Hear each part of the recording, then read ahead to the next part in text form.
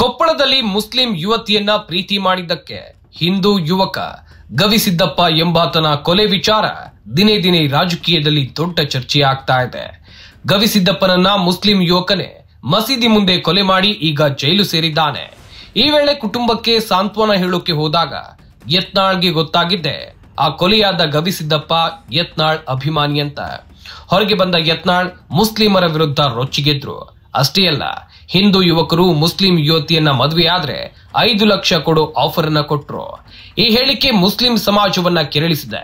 ಇದು ವೈರಲ್ ಆಗ್ತಾ ಇದ್ದಂತೆ ಯತ್ನಾಳ್ ಮಾಧ್ಯಮಗಳಿಗೆ ಪ್ರತಿಕ್ರಿಯೆ ನೀಡ್ತಾ ಇರುವಾಗ ಮುಸ್ಲಿಂ ಯೂಟ್ಯೂಬರ್ ಒಬ್ಬ ಪ್ರಶ್ನೆ ಕೇಳ್ತಾನೆ. ಇದರಿಂದ ಕೆರಳಿದ ಯತ್ನಾಳ್ ಆ ಮುಸ್ಲಿಂ ಯುವಕನಿಗೆ ಗೆಟ್ ಔಟ್ ರಾಸ್ಕಲ್ ಅಂತ ಗದರಿದ್ದಾರೆ. ಕೊನೆಗೆ ಇಲ್ಲೇ ಇದ್ದ ಸೆಕ್ಯೂರಿಟಿಗಳು ಆತನನ್ನ ಹೊರಗೆ ಕಳುಹಿಸಿದ್ದಾರೆ. ಅಂತರ್ಜಾತಿ ವಿವಾಹ ಮಾಡ್ಕೊಡ್ರಿ ಸರ್ಕಾರ ಹೇಳ್ತಲ್ಲ. ನೀ ಯಾರು? Get out rascal. ಒಂದ್ ಯಾವ್ದೋ ಯೂಟ್ಯೂಬ್ ಮಾಡ್ಕೊಂಡು ನಾನು ಮಕ್ಕಳಿಗೆ ಒಂದು ಉದ್ಯೋಗ ಮಾಡ್ಯಾರ. ಮೊಹಮ್ಮದ್ ಸತ್ತ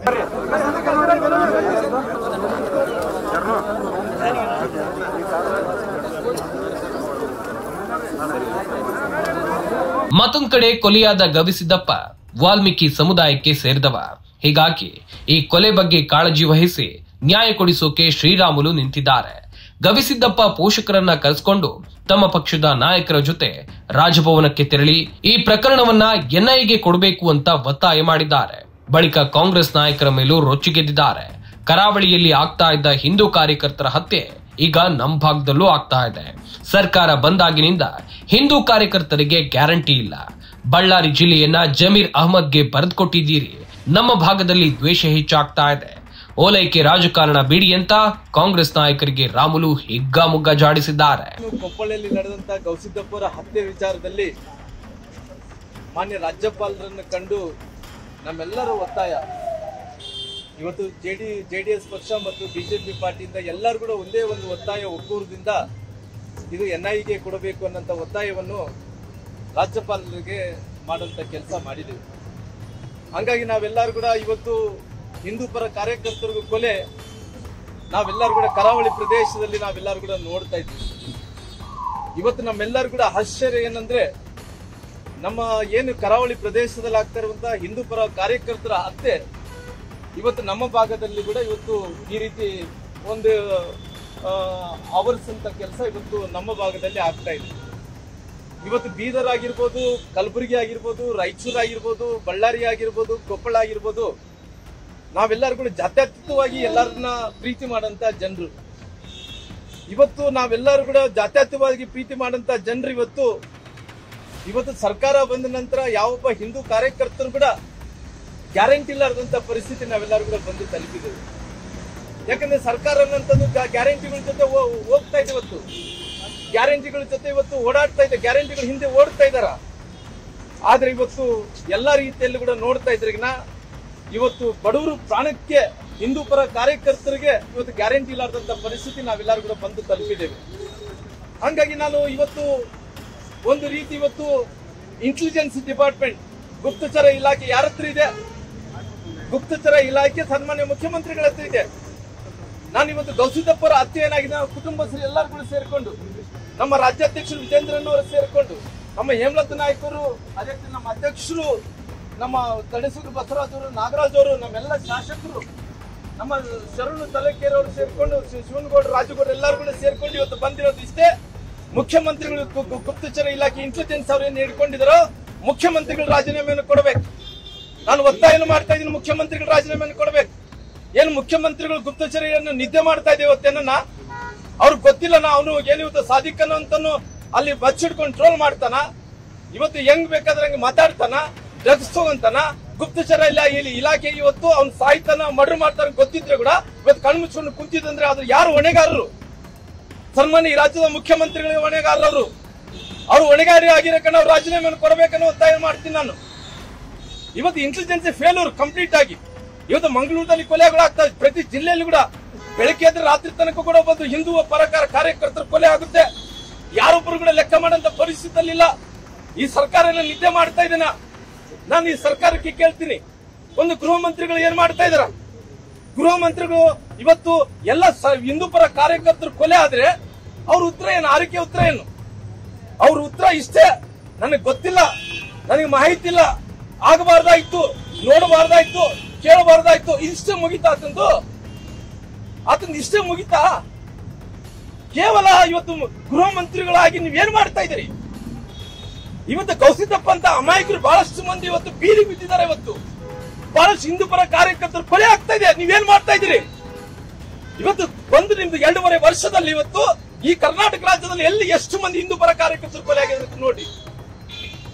ಏನು ಇವತ್ತು ಗೌಸಿದ್ದಪ್ಪರನ್ನ ನಮ್ಮ ಭಾಗದಲ್ಲಿ ಜಾತ್ಯತೀತವಾಗಿ ಬೆಳೆದಂತ ಜನರು ನಾವೆಲ್ಲರೂ ಕೂಡ, ನಾವು ಈ ಯಾವ ಜಾತಿಯನ್ನು ಕೂಡ ಇವತ್ತು ದ್ವೇಷಿಸಕ್ಕೆ ಹೋಗಲ್ಲ.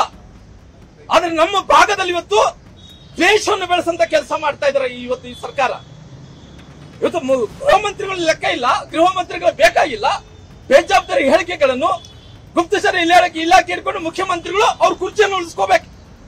ಅವ್ರ ಕುರ್ಚಿಯನ್ನು ಉಳಿಸ್ಕೊಳ್ಳೋದು ಬಿಟ್ಟರೆ ಬೇರೆ ಏನು ಮಾಡ್ತಾ ಇಲ್ಲ. ಇವತ್ತು ಅವ್ರು ಗ್ಯಾರಂಟಿ ಒಂದೇ ಕೊಟ್ಟಿದ್ವಿ, ಗ್ಯಾರಂಟಿ ಒಂದೇ ಕೊಟ್ಟಿದ್ವಿ. ಎಷ್ಟು ಮಂದಿ ಸಾಯಿಸ್ತೀರಿ ನೀವೆಲ್ಲ ಕೂಡ ಸೇರ್ಕೊಂಡು?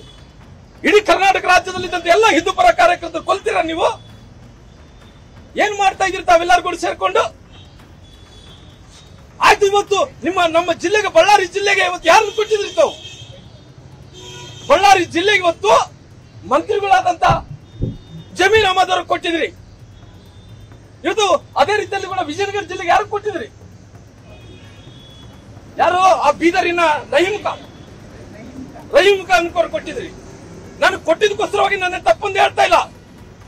ಒಂದು ಕೋಮವನ್ನು ಒಲೈಸಿಕೊಂಡ ಸಲುವಾಗಿ ನಮ್ಮ ಹೈದರಾಬಾದ್ ಕರ್ನಾಟಕ, ಕಲ್ಯಾಣ ಕರ್ನಾಟಕ ಇವತ್ತು ಶಾಂತಿಯುತವಾದಂತ ಪ್ರದೇಶ.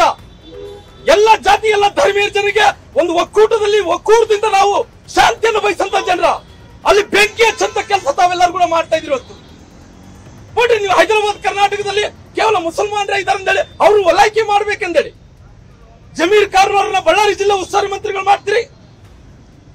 ಇವತ್ತು ರಹೀಂ ಖಾನ್ ಅವ್ರನ್ನ ಒಂದು ರೀತಿ ವಿಜಯನಗರ ಜಿಲ್ಲೆಯಲ್ಲಿ, ಅದೇ ಬಳ್ಳಾರಿ ಜಿಲ್ಲೆಯಲ್ಲಿ ಇವ್ರನ್ನ ಜಮೀರ್ ಅಹಮದ್ ಅವ್ರನ್ನ ಉಸ್ತುವಾರಿ ಮಂತ್ರಿಯಾಗಿ ಮಾಡ್ತೀರಿ. ಇವತ್ತು ನಮ್ಮ ಭಾಗದಲ್ಲಿ ಮಠಾಧೀಶರು ನೋಡ್ರಿ, ನಮ್ಮ ಭಾಗದಲ್ಲಿ ರಾಜಕಾರಣಿಗಳನ್ನ ನೋಡ್ರಿ, ಎಲ್ಲ ಜಾತಿಯರನ್ನ ಪ್ರೀತಿ ಮಾಡ್ತೀವಿ. ಆದ್ರೆ ಕರಾವಳಿ ಪ್ರದೇಶದಲ್ಲಿ ಹಿಂದೂಪರ ಕಾರ್ಯಕರ್ತರನ್ನು ಕೊಲೆ ಆಗ್ತಾ ಇದ್ರು, ನಮ್ಮ ಭಾಗದಲ್ಲಿ ಕೂಡ ತಂದಿಟ್ಟಿದ್ರಲ್ಲ ಈ ಸ್ವಾಮಿ. ಇವತ್ತು ಮಾಡಿ, ನೀವು ಓಲೈಕೆ ರಾಜಕಾರಣ ಮಾಡಿ ಎಷ್ಟು ದಿನ ಮಾಡ್ತೀರ ನಾವು ನೋಡ್ತೀವಿ. ಇದು ಬಹಳ ದಿನಗಳ ಕಾಲ ಉಳಿಯಕ್ ಹೋಗಲ್ಲ. ಅದಕ್ಕೋಸ್ಕರವಾಗಿ ನಾವು ಒತ್ತಾಯ ಮಾಡ್ತಾ ಇದ್ವಿ. ನಮ್ಮ ಅಧ್ಯಕ್ಷರು ಎಲ್ಲರೂ ಕೂಡ ಸೇರ್ಕೊಂಡು ಇವ್ರನ್ನ ತೀವ್ರವಾಗಿ ಕಳಿಸುವಂತ ಕೆಲಸ ಮಾಡ್ತೀವಿ. ಇನ್ನು ಮುಂದೆ ಕರ್ನಾಟಕ ರಾಜ್ಯದಲ್ಲಿ ಯಾವ ಹಿಂದೂಪರ ಕಾರ್ಯಕರ್ತರುಗಳು ಕೊಲೆ ಆಗಬಾರ್ದು. ನಾವು ಇವತ್ತಿನ ಗೃಹ ಮಂತ್ರಿಗಳನ್ನು ನಾವು ರಾಜೀನಾಮೆಯನ್ನು ಕೇಳ್ತಾ ಇದೀವೋ, ಮುಂದಿನ ದಿನಗಳಲ್ಲಿ ಮುಖ್ಯಮಂತ್ರಿಗಳು ರಾಜೀನಾಮೆಯನ್ನು ಕೇಳಬೇಕಾಗುತ್ತೆ.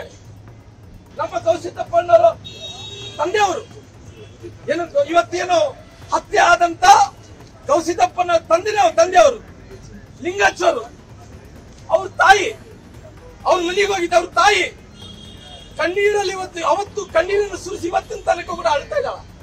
ನನ್ನ ದುಡಿಯ ಮಗ ಕಳ್ಕೊಂಡಿದ್ದು ನಾನು, ನನ್ನ ತಂಗಿದಳ ಮದುವೆ ಮಾಡಕ್ ಆಗ್ತಾ ಇಲ್ಲ, ನಮ್ಮ ಸಂಸಾರವನ್ನು ಸಾಗಿಸೋಕ್ ಆಗ್ತಾ ಇಲ್ಲ. ಈ ತಾಯಿ ಕಣ್ಣೀರು ಯಾವತ್ತೊಂದು ದೊಡ್ಡ ಶಾಪ ಆಗುತ್ತೆ. ಇವತ್ತು ಕಾಂಗ್ರೆಸ್ ಪಕ್ಷ ನಿರ್ಲಕ್ಷ್ಯದಿಂದಾನೆ ಇವತ್ತು ಅವ್ರ ಮಗ ಏನು ಹತ್ಯೆ ಆಗಿದ್ದು ಖಂಡಿತವಾಗಿ ಈ ತಾಯಿ ಶಾಪ ಬಹಳ ದೊಡ್ಡ ಪರಿಣಾಮ ಆಗುತ್ತೆ. ಅದೇ ರೀತಿ ಅವ್ರ ಅಕ್ಕನವರು ಅವರು ಕೂಡ ಬಹಳಷ್ಟು ನೋವನ್ನು ಕೂಡ ಪಟ್ಟಿದ್ದಾರೆ. ಅವರು ಮೊಮ್ಮಗ ಇವತ್ತೆಲ್ಲರಿಗೂ ಒಕ್ಕೂರದಿಂದ ಆ ಕುಟುಂಬದ ಜೊತೆಲಿ ನಾವು ಇರ್ತೀವಿ. ಅವ್ರ ಆತ್ಮಕ್ಕೆ ಶಾಂತಿ ಸಿಗಬೇಕು.